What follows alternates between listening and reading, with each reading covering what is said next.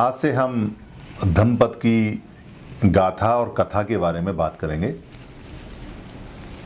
धम्मपद बहुत ही दुनिया के अंदर जाना माना ग्रंथ है या बुक है या संग्रह है। धम्म और पद, धम्म माने तो आप जानते हैं नेचर या प्रकृति होती है, कुदरत, और पद माने जो उसमें लिखा हुआ है, जो सूत्र उसमें लिखे हुए हैं उनको पद बोलते हैं। धम्मपद दुनिया की सबसे ज़्यादा बिकने वाली और दुनिया में सबसे पहले छपने वाली और सभी भाषाओं में सबसे ज़्यादा मुद्रित यानी प्रेस में और उसको टंकण में यानी कि जो उसकी छपाई हुई है वो सबसे ज़्यादा किताब मानी जाती है और वो है भी। आप इंटरनेट पर जाएंगे तो आपको धम्मपद अगर शब्द डालेंगे तो आपको सारी भाषाओं में धम्मपद लिखा हुआ, उनके बातें लिखी हुई आ जाएंगी। यहाँ जो उसकी गाथा है और जो कथा है उसमें थोड़ा सा अंतर होता है।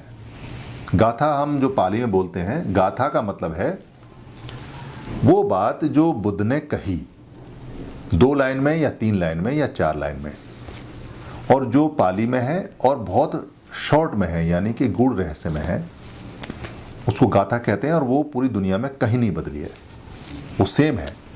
गाथाओं का मिलान अगर आप कहेंगे, चाहे वो इंग्लिश में है या हिंदी में है या फ्रेंच में है, पाली में है, तमिल में है, सिंगली में है, भोट भाषा में है, अरबी में है, उर्दू में है, किसी भी भाषा में वो 2 लाइनें हमेशा उसी भाषा में बोली जाती हैं। उनका कन्वर्जन नहीं होता, यानी कि उनको कन्वर्ट नहीं करते, वो बदलती नहीं है, वो शब्दों के हिसाब से सेम वो उतारी जाती हैं। और उसके बाद जो आती है कथा, कथा माने स्टोरी है, कथा माने कहानी है, वो बाद में बनाई गई हैं, उस काल से संबंधित हैं। कुछ कथाएं ऐसी हैं जिनमें बातें आपको समझ में नहीं आएंगी, आप उनसे घबराइएगा मत, क्योंकि साफ साफ बुद्ध का मैसेज है कि जो समझ में आए वो आपका, और जो समझ में ना आए उसे छोड़ देना चाहिए। जो आपको लगे कि नहीं आता उसे छोड़ देना चाहिए। मगर गाथा बिल्कुल शुद्ध है और प्योर है। कथाएं बदलती रहती हैं, कथाएं, क्योंकि आदमी अपना जब लिखता है उसको या बोलता है तो 2-4 बातें अपनी भी उसमें डाल देता है, समझाने के लिए, उस भाषा के हिसाब से, उस जगह के हिसाब से, उस बात के हिसाब से, उस संदर्भ के हिसाब से, उस एग्जाम्पल के हिसाब से। इसलिए कथाएं बताने के लिए हैं, उस समय ऐसा हुआ, ऐसा हुआ, ऐसा हुआ, और सार ये है। तो आप गाथा पे मेन जाएंगे, उसके मतलब पे मेन जाएंगे। कथा उसको याद करने के लिए है, उस समय की हो सकती है, संबंधित हो सकती है, बदल चुकी हो सकती है, उसमें नहीं जाएंगे। यहाँ जो धम्मपद है, मैं धम्मपद के विस्तार के बारे में अगली वीडियो में आपको बताऊंगा, मगर पहली गाथा मैं आपको बता देता हूँ। धम्मपद का जो पहला वग्ग है, वग्ग माने वर्ग, वर्ग बोलते हैं यानी कि सेक्शन। जो धम्मपद का पहला सेक्शन है उसको यमक वग्ग बोलते हैं, यानी कि यमक वर्ग। यमक मीन्स होता है ट्विन या पेयर, यानी जोड़ा। जैसे 2 बच्चे एक साथ पैदा होते हैं तो उसको कहते हैं कि ये ट्विंस हैं, जुड़वा हैं या यमक हैं। 2 इसलिए साथ हैं इसमें, 2 पद यानी 2 सूत्र यानी 2 गाथाएं, यानी कि 2 इसमें आयत या 2 इसमें वर्सेस या 2 बातें इसके अंदर, या 2 इसमें अनुच्छेद, या 2 इसमें धाराएं, यानी 2 हैं ये। इनको कुछ भी बोल सकते हैं हम।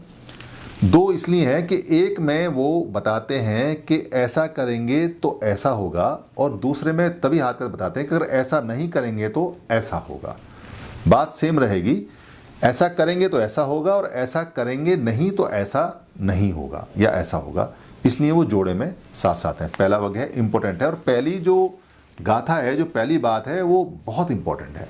वो इंपॉर्टेंट इसलिए है, महत्वपूर्ण इसलिए है, वो मुख्य इसलिए है, उसका महत्व इसलिए ज़्यादा है क्योंकि सारा का सारा जितना भी बुद्ध ने आज तक 45 साल में बताया और जो अभी तक लोग बता रहे हैं, वो एक तरह से उसका सार है। और वो 3 लाइनें बहुत इंपॉर्टेंट हैं। उन 3 लाइनों में जो पहली लाइन है उसको हम इस तरह से देखेंगे, मनोपुब्बगमा धम्मा मनोसेठा मनोमया। दूसरी लाइन है, मनसा चे पदुट्ठेन भासती वा करोति वा। तीसरी लाइन है, ततो नंग दुख मनवेति चक्कंग वह तो पदंग। पाली में है, इसलिए पाली चूंकि बाद में सरल होकर हिंदी बन गई, ज़्यादा मुश्किल नहीं होगा, मगर ये बहुत शॉर्ट में होता है, गुड़ रहस्य में होता है, इसलिए इसको थोड़ा थोड़ा करके मैं समझाऊंगा तो ये बहुत आसान होता चला जाएगा। पहला शब्द है मनोपुब्ब गमा, यानी मन पुब्ब गमन करता है। पुब्ब माने पहले से, मन माने मन, और गमन माने गमा माने गमन करता है यानी जाता है, यानी कि मन आगे चलता है। धम्मा, धम्मा माने प्राकृतिक है, उसका स्वभाव है। मनोसेठा, मनोसेठा का मतलब है मन श्रेष्ठ है, मन सुप्रीम है, मन सबसे प्राइम है, आगे है। मनोमया का मतलब है कि मन अपने आप में प्रधान है। मनोमया मन से उत्पन्न होता है, मनोमया मतलब मन प्रधान है, मन से उत्पन्न होता है।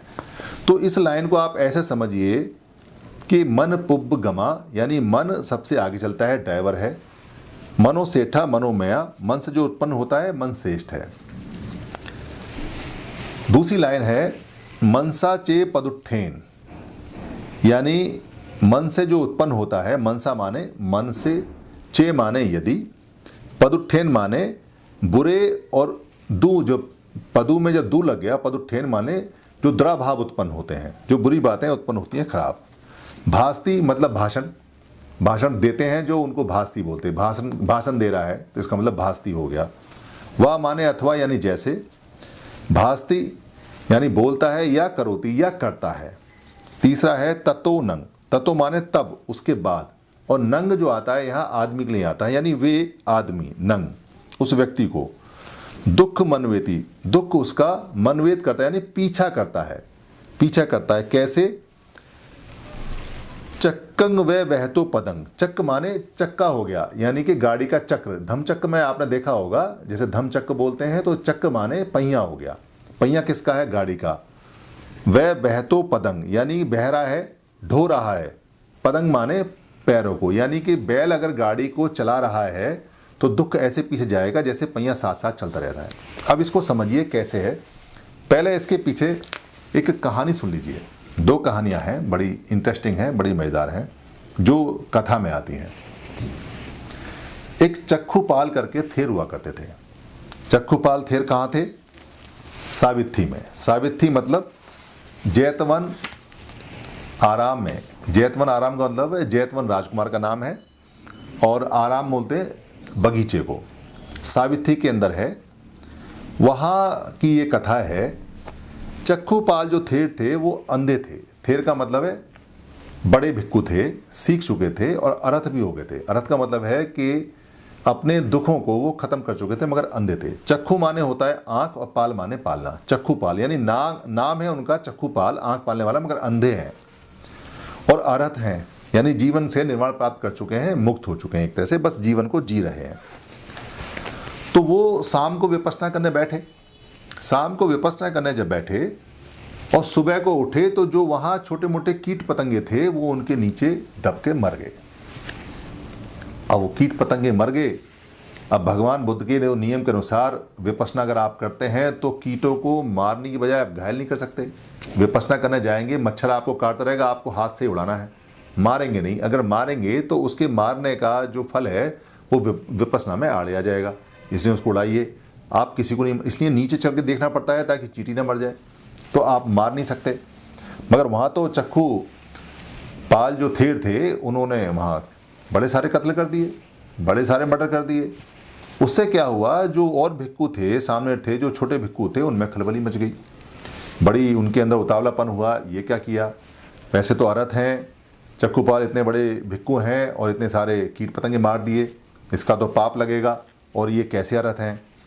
ये बात जब वहाँ जैतवन आराम में यानी जैतवन बगीचे में फैली तो भगवान बुद्ध के सामने वो बात गई। उनसे कहा जाए कि ये अरथ हैं और ये जीवों को हत्या कर रहे हैं, ये कैसे अरथ हैं। अब भगवान बुद्ध पारगामी, यानी उनके जो एक गुण है पारगामी के मतलब वो चीज़ों को पार भी देख सकते थे। उनको जब उन्हें ज्ञान प्राप्त हुआ तो ये साथ में प्राप्त हुआ कि वो मनोदशा देखते हुए आर पार का भी व्यक्ति का देख लेते थे और समझ लेते थे कि इसके मन में क्या चल रहा है, इसकी स्थिति क्या है, कैसी है।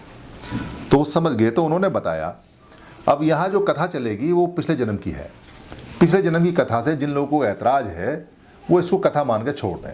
जो लोग जानते हैं कि जिनकी दिव्य दृष्टि, जैसे भगवान बुद्ध की दिव्य दृष्टि प्राप्त हो गई और उन्होंने अपनी मेमोरी खोल ली और मेमोरी खोल के वो अपनी पिछले की सारी मेमोरी में चले गए।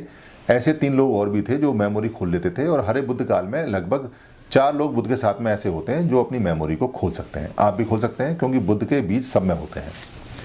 आपको अच्छा लगे पुनर्जन्म में ठीक है, पिछले जन्म की मेमोरी खोला, नहीं लगे तो आप इसको कथा मान के जाने दें। तो भगवान ने बताया कि ये जो चक्खू पाल थेर हैं ये पिछले जन्म में भैंसज्य गुरु थे। भैंसज्य मतलब चिकित्सक थे, डॉक्टर थे, भैंसज्य बोलते हैं पाली में। भगवान बुद्ध भी बड़े भैंसज्य गुरु रहे हैं, ये वो भैंसज्य गुरु रहे हैं और ये चक्खुपाल भैंसज्य थे। और ये बड़े सिद्धस्थ थे, यानी इनका हाथ बड़ा सिद्ध माने सफल होना, बड़ा हस्त सिद्ध थे, यानी कि ये जिस भी काम में हाथ लगाते थे वो ठीक हो जाते थे।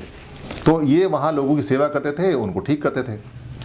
तो हुआ क्या कि एक औरत आई जो आँख से अंधी थी अपने बच्चों के साथ। उस औरत ने कहा कि अगर आप मुझे ठीक कर देंगे तो मैं अपने बच्चों के साथ में जीवन भर आपकी सेवा करूंगी, आपकी गुलामी करूंगी और जो काम आप बताएंगे वो काम मैं करूंगी। ये मेरी आपकी तरफ से फीस रहेगी, सेवा रहेगी। तो चक्खुपाल ने उसकी मरहम पट्टी की और मरहम पट्टी करने के बाद में वो औरत ठीक होती चली गई। अब ठीक होती चली गई तो उसको लगा कि भाई देखना तो मैंने सीख लिया, अब देखना तो मुझे आ गया, दवाई से मैं ठीक हो गई। अगर मैंने इसको बता दिया चक्खुपाल को कि मैं ठीक हो गई तो इसकी गुलामी करनी पड़ेगी, इसके काम करना पड़ेगा जीवन भर, तो उसे लालच आ गया। तो वो चक्खुपाल ने पूछा क्या तुमको दिखाई देता है? तो उसने कहा कि नहीं, अभी तो आँख ठीक नहीं हुई, अभी तो आँख ठीक नहीं हुई। तो चक्खुपाल समझ गए कि भाई ये औरत झूठ बोल रही है। उन्होंने क्या किया, दूसरा मरहम लगा दिया, उससे वो औरत की जो बीमारी ठीक हुई थी वो और ख़राब हो गई और बंदी हो गई। ये काम उसने किया।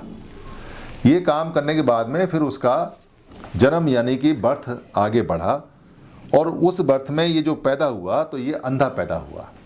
चूँकि इसने पुराने जीवन में बहुत अच्छे काम किए थे इसलिए उसका फल तो उसे ये मिला कि ये अरथ हो गया, और औरत के साथ अच्छा नहीं किया इसलिए ये अंधे हो गए। तो ये रहस्य भगवान बुद्ध ने बताया। ये एक कहानी है। दूसरी जो कहानी तिब्बत में चलती है भोट भाषा में, वो क्या है कि 2 लड़के होते हैं एक राजा के महल के आगे। उनमें से एक लड़का सोचता है कि अगर मैं राजा बन जाऊं तो मैं जो लोग होंगे उनको हाथियों से कुचलवा दूंगा। और दूसरा सोचता है कि अगर मैं राजमहल में चला जाऊं, राजकुमार बन जाऊं, तो मैं लोगों में कल्याण करूंगा, लोगों का फायदा करूंगा। और ऐसा करते करते दोनों लड़के सो जाते हैं। उधर से राजा का रथ आता है और राजा के रथ से एक लड़का मारा जाता है। वो लड़का मारा जाता है जो लोगों को हाथियों से कुचलवाने के लिए सोचता है। जब वो लड़का मर जाता है तो राजा रथ से उतरता है। वो कहता है ये लड़का मर गया, आपका साथ साथी था।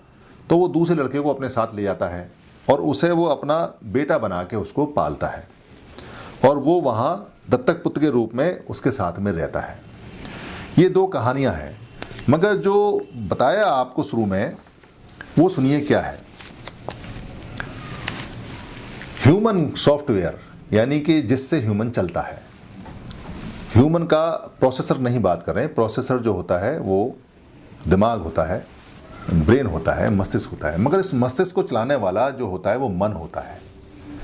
ये भगवान बुद्ध ने 2500 साल पहले खोज की कि ह्यूमन को चलाने वाला या ह्यूमन का जो ड्राइवर है वो उसका दिमाग नहीं है। ह्यूमन का ड्राइवर यानी ह्यूमन के जो सारे काम, मनुष्य के जो सारे काम सबसे पहले करता है वो उसका मन करता है। कोई भी बात अगर आप करेंगे तो सबसे पहले आपके मन में आएगी। जब मन में आएगी तब आपके ब्रेन में जाएगी और जब ब्रेन उसको प्रोसेस करेगा तब परिस्थिति और स्थिति के अनुसार में आप उस पर एक्ट करेंगे। या तो बोलें या खाएं या पिएं या सोचें या चलें या बैठें, कोई भी एक्ट करें तब करेंगे। इसलिए उन्होंने कहा मनोपुब्ब गमा, यानी कि मन पहले चलता है प्रकृति में, धम्म उसका पहले चलने का है और वो श्रेष्ठ है, वो सुप्रीम है और वही से उत्पन्न होता है। मन में जो बात उत्पन्न होती है उसके सारे कारण उन्होंने अभिधम में बताए हैं। थोड़ा गूढ़ है, बारीक है, कभी फिर बाद में जब अभिधम स्टार्ट करेंगे तो उस समय इसको बताएंगे।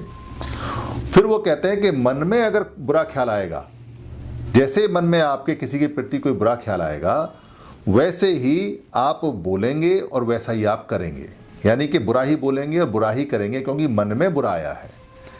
फिर दुख आपके पीछे पीछे ऐसे चलेगा जैसे जब गाड़ी चलती है तो जो गाड़ी को ढोता है यानी बैल जो ढोता है तो पहिया उसके पीछे पीछे चलता रहता है। जब तक गाड़ी को वो ढोता रहेगा, चलाता रहेगा, तब तक पहिया पीछे पीछे चलता रहेगा।